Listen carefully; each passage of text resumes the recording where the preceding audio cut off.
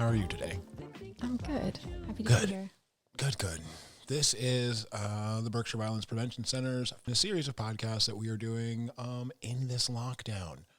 So, hey, everybody. I am Regi Wingo. And I am Jenny Marcel. Today's topic is consent. And we're going to talk about consent in like 4 or 5 different ways. We're going to talk about the communication piece, the law piece, how to say yes and no, some myths and some facts about consent, and we have a scenario about consent for you. So let's start it off with why we're even talking about this. Why is communication so important? Why is consent so important? Giving consent, getting consent is really about communication and how good of a communicator you are or are not. I think fundamentally communication is really sort of like the foundation of all relationships, be they romantic, sexual, friend, platonic, whatever. Communication, especially with consent, is key. I think it's important to note that consent as we, view it is a sober and enthusiastic yes. Right. So in order to get that yes, you need to be able to talk to people. Right. So if you want to stop doing something that you're doing romantically or whatever, actually not even just romantically. Consent is really broad brush across a lot of things. Right. So you need to be open and honest about why you want to stop if you're comfortable doing so. But if you feel uncomfortable, that's super valid and you don't need an excuse to say no. I like the way you said it's a broad brush idea that we're talking about. It's like if you're going to go get coffee with somebody, you need their consent first. You ask them, hey, do you want to go get coffee with me? And they have the choice to say yes or no. So why wouldn't that extend to exploring one another's bodies or becoming romantically involved, Right. Making a commitment to one another? Absolutely. And if someone is asking you to stop doing something or stop inviting them to coffee or whatever, I think it's super important to know that it can be disappointing, but you need to listen to that human and let them know that you've heard them and that they're, whether and support them, whether they're nervous or scared or, fear rejection or whatever it may be. And also it's really, really important to know that people do not have to give you a reason why they're saying no. Yeah. That is such an important detail. Anything else about communication come to mind? Consent, it seems like it can be reduced down to how willing are you to help the other person be comfortable? One of the things that comes to mind is blushing. Somewhere along the way, it seems like we got it in our minds that if you make somebody blush, it's a good thing. You're arousing something out of them. Or really, if you're making somebody blush, you're probably making them feel uncomfortable. So how can we learn to whether take verbal cues, physical cues, and begin to understand and become more proficient at making people feel comfortable? Yeah, I think the arousal part is really interesting because as human bio machines or whatever, right, we only have so many physiological responses to things, right? So depending on where we're at, different emotions can share different aspects of these physiological responses, right? So heart rate could go up, I could get flushed, I could, start breathing shallow, and someone could be wow, he's super turned on, but I could be just super scared or super nervous, right? Yeah. And I think with all things, we're going to be talking about a lot of paradoxes here. And to get aroused, to be put in a state where your heart rate increases and you become flushed, there's nothing inherently wrong about that. It's just where are you at right now? And so much of consent is also communicating with yourself, asking yourself, what do I need in this moment? What do I want in this moment? And that can change. That is a constantly changing thing. Well, and then there's also physical you versus mental, emotional you, right? Mm-hmm. Because physically, my body can be having any sort of response, right? While mentally in my head, I can be oh my God, this is terrifying, or I don't know what I want to do here, or it's a really multifaceted kind of thing. Especially while exploring our sexualities, and especially as being young, exploring my sexuality, there were times when blushing, having my heart rate increase was terrifying because I had not experienced that before. Right. And then over time, where I became more comfortable in these situations, whether they were romantic or sexual, or even just meeting new people, forming new friendships, I became more and more comfortable with these things, and then I was able to enjoy them instead of be scared of them. Yeah, no, that makes sense. So we're going to talk about types of consent. So we have 3 types of consent that I want to talk to or speak to today, I guess. And the first one is implied consent. And implied consent is consent inferred from a person's actions and the facts and circumstances of a situation. So like context consent, basically. Like if someone is unambiguously soliciting or initiating sexual activity, and you just assume like because you're there or because you showed up or like whatever that like it's a yes, or because they showed up it's a yes, that's just like not how it works, right? Like implied consent is for things like boxing matches or like hockey games, right? Where like by virtue of being a boxer, I have like given consent to like going into a ring and like fighting another human, right? Or like a hockey player, I have like, I'm going to put these skates on and I'm going to go skate around on this ice, and I may or may not like incur some violence, but I know that that's the case, right? Implied consent to me is like the least viable sexual consent. Yeah, this is like if I agree to come over and watch a movie, I am not implying that I'm going to get physical with you. Right. I agreed to come watch a movie. Yeah, I agreed to come watch a movie, maybe eat some popcorn. Right. You're big on popcorn today. Yeah, where's the popcorn? It's because this office smells like popcorn today. So then there is express consent. And express consent, this is the gold standard for me, right? It's clear and unmistakably stated rather than implied. It can be given in writing. It can be given orally. It can be given by a clear gesture, like a nod or a thumbs up. But this is the sex one. This is like the sober, enthusiastic, express consent that you are looking for especially when dealing with romantic or sexual situations. Yeah, expressed consent is definitely, I think, the focus of our conversation today. And 1, it's learning how to ask for consent. 2, it's learning how to be honest with ourselves and give consent. Be with ourselves in the present moment to the point where we're like, do I want to move forward with this or not? Absolutely.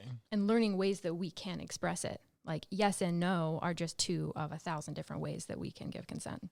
And so then I think another type of consent is informed consent, right? So like in medicine and stuff, informed consent is given by a person who has like a clear appreciation and understanding of all the facts, implications, and future consequences of like a medicine or a procedure or whatever. And I think where this applies to me,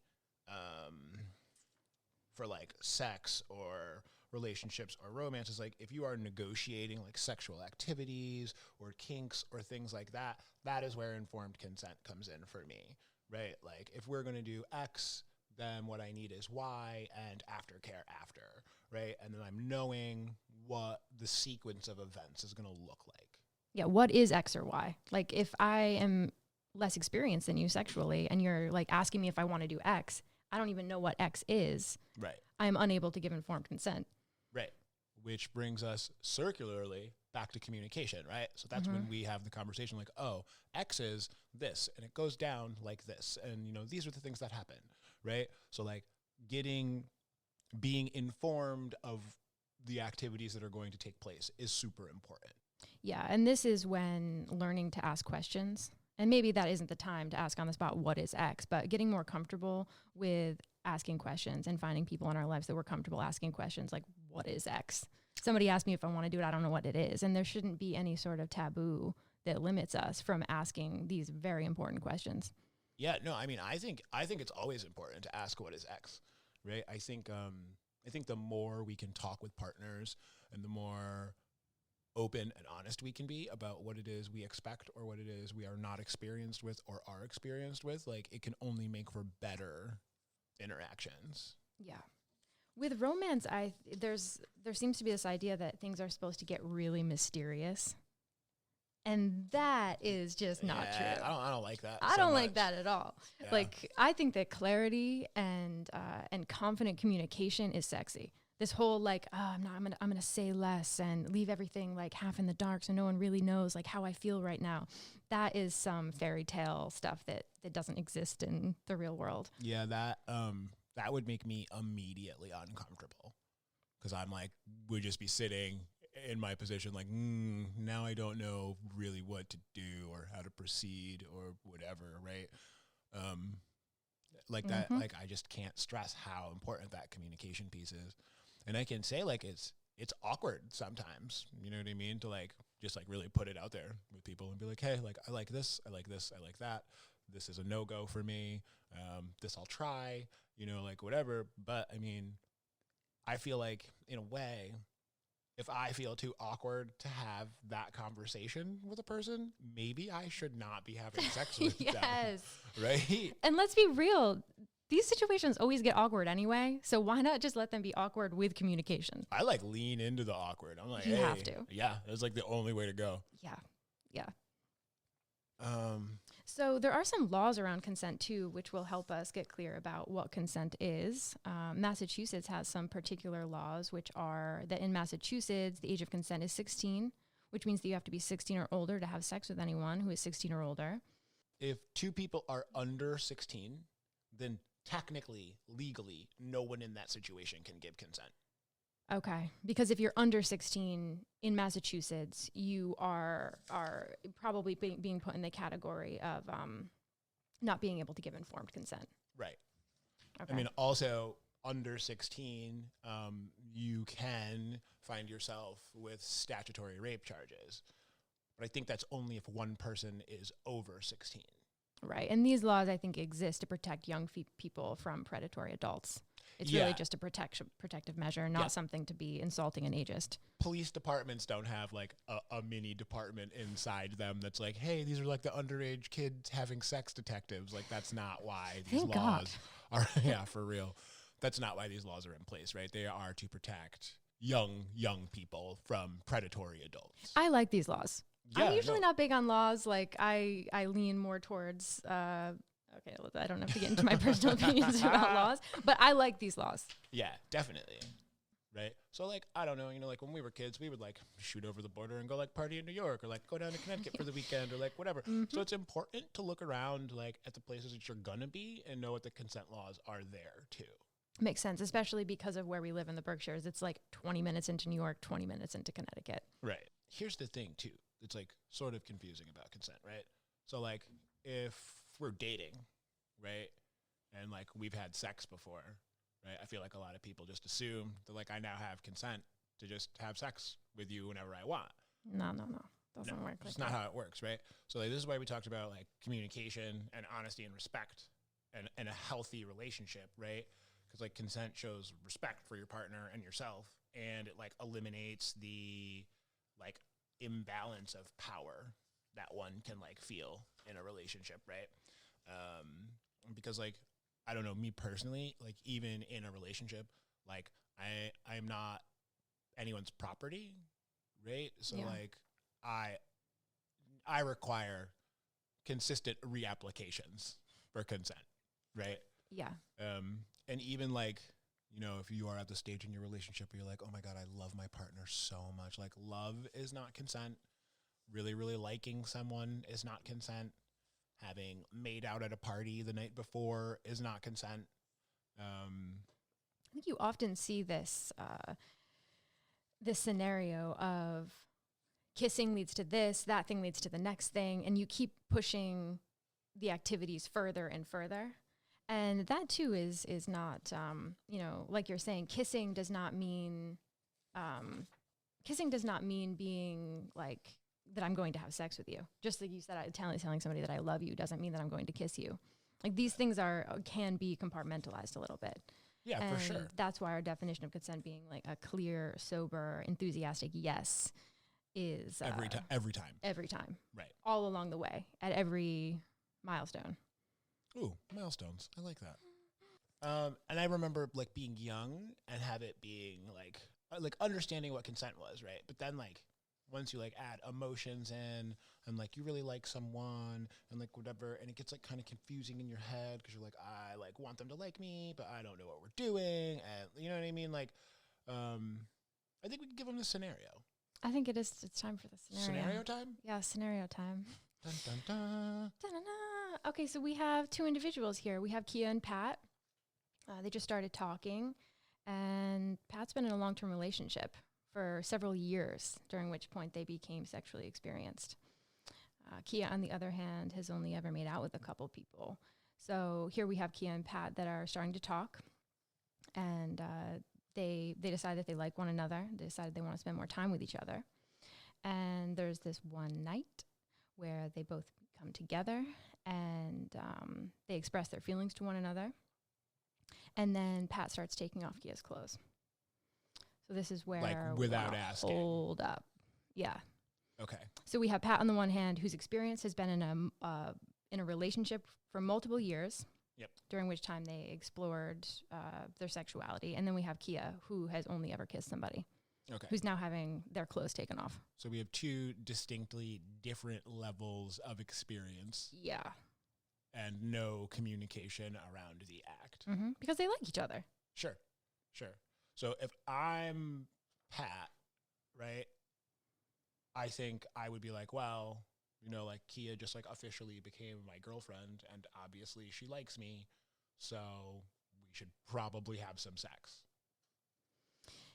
Yeah.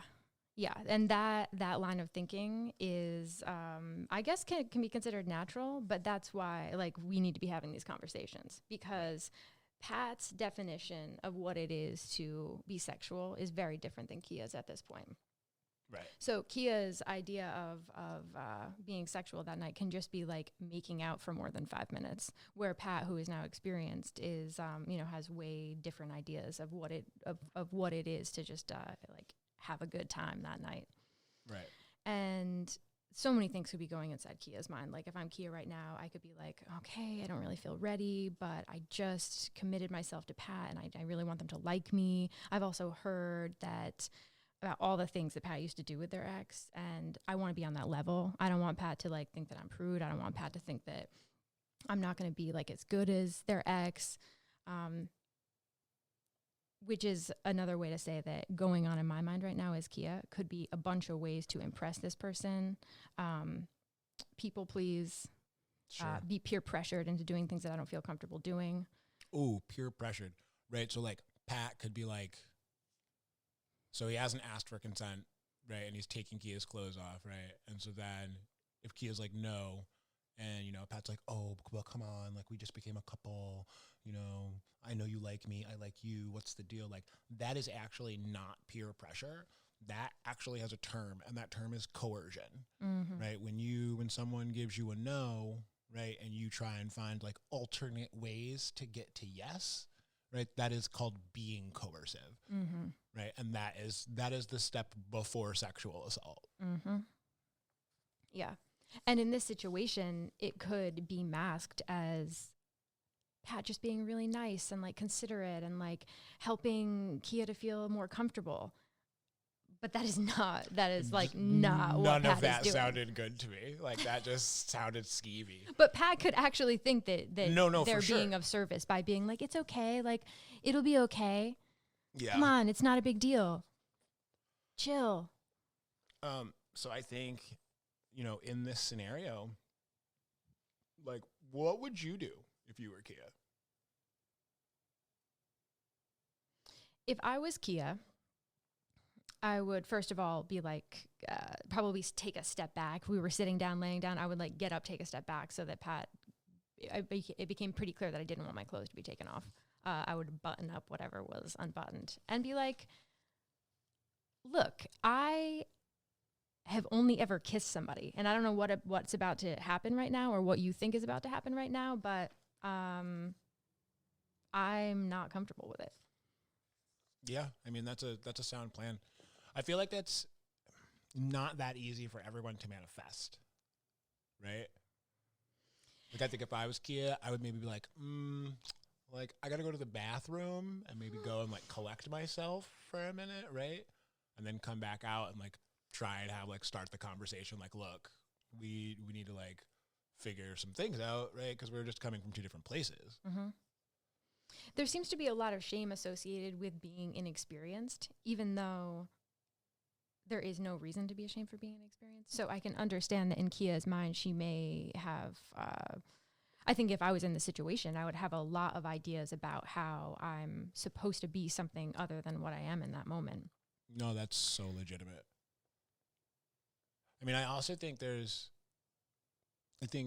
like, so for Pat, right, like, even though he is sexually experienced, I think there's also just like a way that like we are socializing young male identified humans to like always be aggressive and always like be in control and like lead, and like that's all has to stop too, right? Because like Pat was inexperienced before he was experienced, right? We're all inexperienced at some point. Mm-hmm. Mm-hmm. And it's so easy to forget that. Once it's in your muscle memory to go somewhere with another human being, it's hard to take a step back and be like, oh, wait, I'm in the present moment now. This is a different person sitting in front of me. Right. And that's why communication is only something that can be practiced in the present moment, which is like, what's going on with you right now?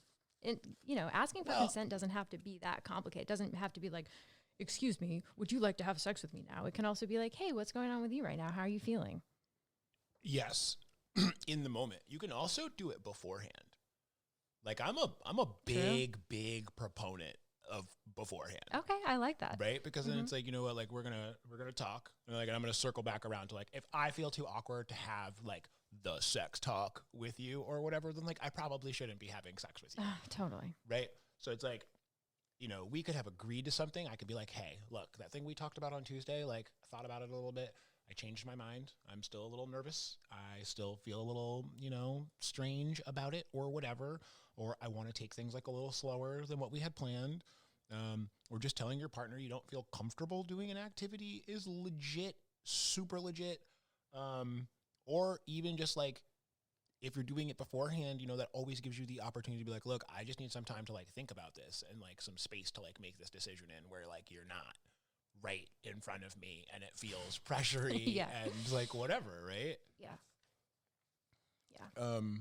And that's the thing too, is like there's a great video out there called Consent and Tea, I believe. So if you're listening and you have like a cool minute and 45 seconds to spare, Google Consent and Tea. It's a little YouTube video. It's really good.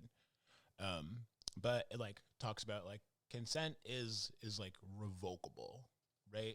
So like if me and you have a conversation on Tuesday and we're like, Friday, it is going down. Like meet me at the mall. You know what I mean? At any point on Friday, right, I can change my mind. Meet me at the mall. It's going down. Yeah, it is. So like even if I said yes, even if I thought I was sure I wanted to, or if it was my idea, or if I love my partner, or even if we're married. And that's like a whole nother conversation we can have on a different podcast, because that's another healthy relationships thing. Even if we did it the night before and it was good and everything was fine, even if we plan on doing it tomorrow, if I've waited for a long time, if it's my birthday, if I'm on vacation. If it's 10 minutes after we just did it. Yes, I can still revoke my consent, right? Like we can be in the act, right? And like, I can hit a certain point and be like, you know what, Jenny, this right now is not working for me. So like, I need this to like slow down and stop. But how many times do male-identified individuals make that out to be some sort of a problem for them? I have experienced that so many times.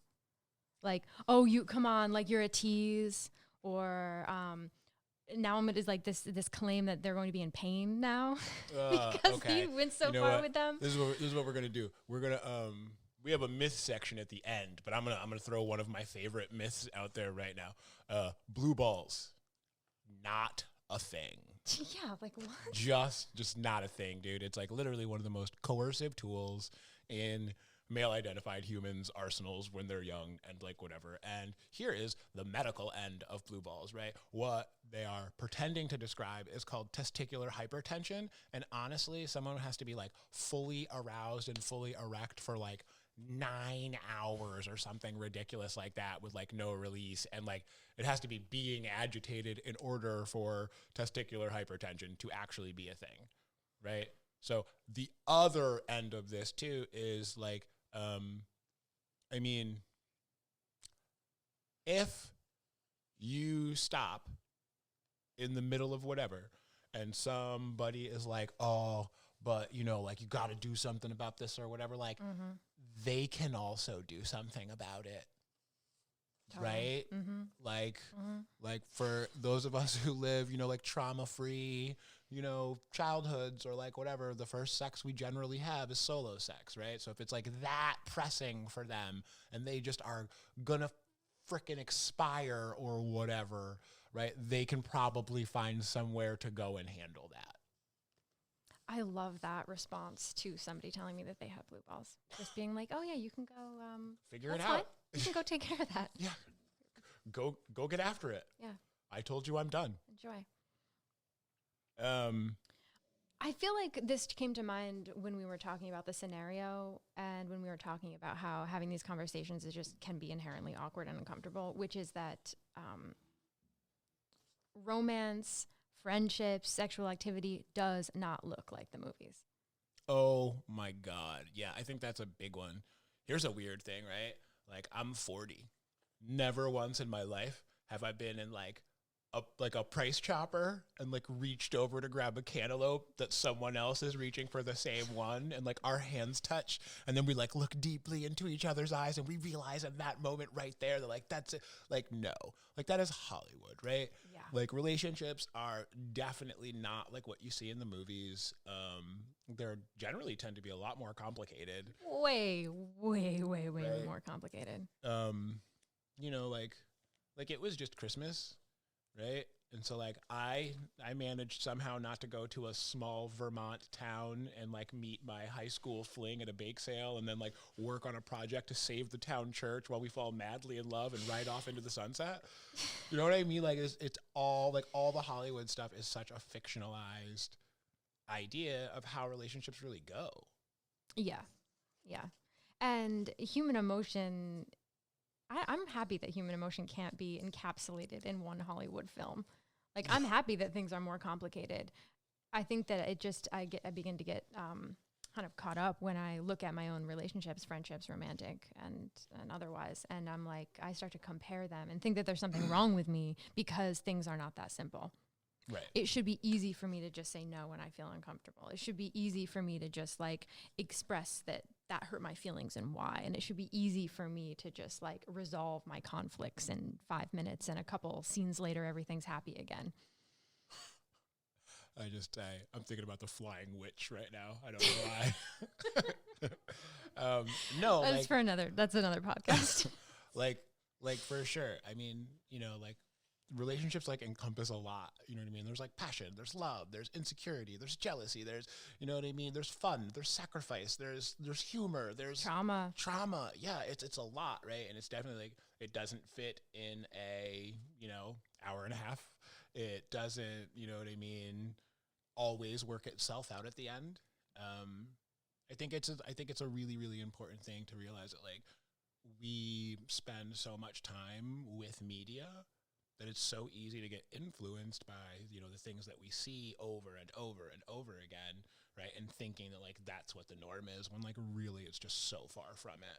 Yeah, people tend, even if you look at social media, people tend to post the highlights. Right. And the ugly cries and all of that get like, never happened. Yeah, the Instagram effect. Everything's perfect all the time. Yeah. Yeah, and I think with, you know, knowing, you know, how we were talking about like physiological response versus verbal response and like whatever, like no isn't always gonna just be no, right?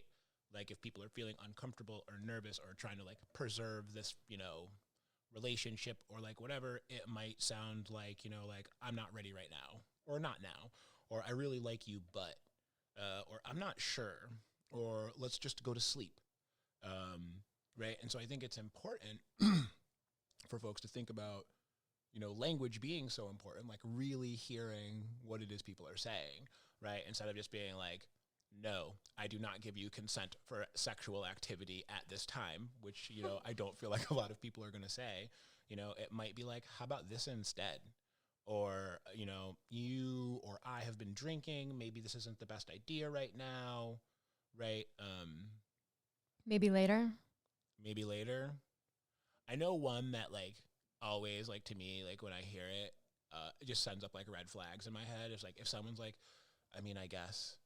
Oof. Right? Like that's just so uncomfortably like not the like enthusiasm that I want behind like a request like this. Yeah, sure, cool. If you want to. Yeah, that's a no It's to a me. no. Like that's like a hard no Such to a me. no. Right? Like you're not my type. Right? I'm not in the mood. Yes. I love that one. I think that's my go-to. I'm not in the mood. Means it can change at any moment. It's not a like this. No, I don't feel like it is temporary, but I'm not in the mood. I feel like is one of the ways that I can like claim my power and verbally express that it's not happening right now. Yeah. I mean, and then look like you are in process, let's say, right? Like I feel like there are signs like if your partner is like non-participatory, that's like not a good thing. Or if they're just silent, or you know what I mean, like crying, shrugging, you know what I mean, just laying there, like those are all like nope. Mm-hmm. And that like that's also like one of the things is like, like you were talking about the milestones, like you can like check in with people, right? Like I don't know, like do you, are you okay? Like does that feel good? Mm-hmm. Do you like that?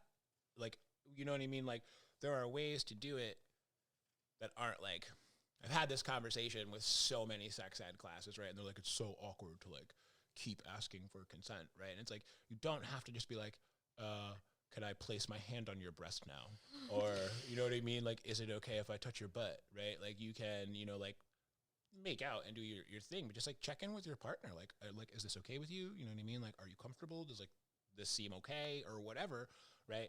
Just for not only your partner's well-being and safety, but just for like your well-being and safety and like peace of mind, in knowing that you are not assaulting someone. Yeah. Yeah. This is making me think of the idea of if it's urgent, it's not important. It seems like sometimes people get caught up in scenarios where it seems like it's a now or never thing. Like, oh my God, I've had a crush on this person for so long. I just like, what if this is the only time they hang out with me? What if I don't have this opportunity again? I got to just like push through and get some kind of a yes, because this moment could disappear. There's a sense of urgency. Sure. And that seems to be the like initiator. The sense of urgency seems to be the initiator of assault. I mean, my thing, like with urgency and stuff, is like whatever, right? So if I had a crush on you for like 2 years, right, and then like we're at a party and we're vibing, like tough, right, but we're both like drunk, mm-hmm. right? Like my thing is like, okay, if we're vibing out that hard, like on Friday at the party, odds are like we're still going to be vibing out pretty hard, Saturday at noon when I call you to be like, hey, what are you doing tonight? Yeah. Right? Yeah, for sure. If the magic is there, then it's there. There's no like artificial. Rush. There's no rush. Yeah. If two people like one another, then that's not going to go away. If two people just want to use one another or like experience one another and then never talk again, like yeah, maybe that will go away. But maybe that should go away. Sure. I mean, it is probable to happen in most humans' lifetime. Right, that you will get into a scenario where you really like someone and then you get physical with them and then maybe they just don't talk to you ever again. Or maybe you only get physical twice and then they like move on and find somebody else. Or, it could be a lot of things. Yeah. And communication, I think, can help you to avoid those situations. Oh, yeah, 100%. And if not avoid those situations, if it's already happened, help you to process those situations. Yes. Yeah, that's like, I don't know, I think that'll be like the closure podcast, right? And like how to like break up and like how to like navigate those kind of situations. But it's super right. Myths and misconceptions about consent. So we've kind of talked about some of these, but like, like the myth, the one like big myth we talked about was that like blue balls, not a thing. Boys, stop doing that. Not cool, right? you only need to ask for consent once or the first time is like absolutely a myth, right? Like total misconception. You need consent every time out the box that you engage with anyone. And if it's the same person, it doesn't matter, right? Like people are not property. Just because you are in some sort of social contract with a person does not mean that you just have free reign over their body. Yeah, that's like some 1910 idea. Yeah. Which also, I really like this, the idea of like the heteronormative idea that the guy is the one that's supposed to ask for consent and that the girl is the one that gives consent. And that is some outdated gender role stereotype. Like not only that, but it's like, okay, so like if me and Armand are dating, right? Then who asks who for the consent?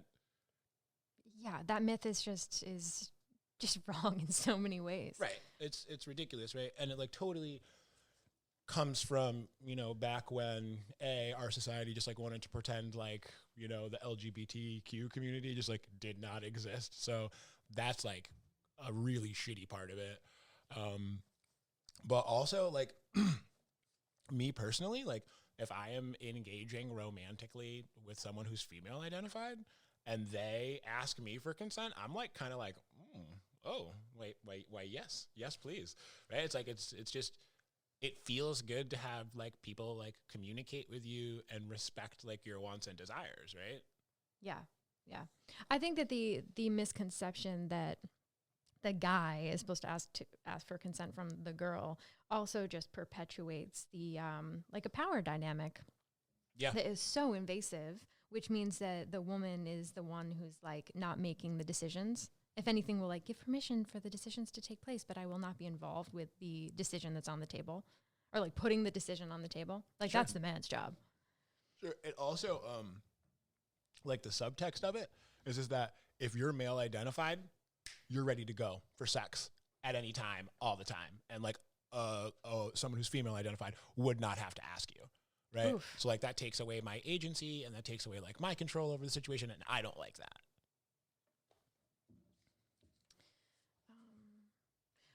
And the myth that talking about consent, having communication ruins the mood. We did already touch on that. But I think it's worth visiting again. I think it's sexy. Yeah, consent is extremely sexy. Communication is sexy.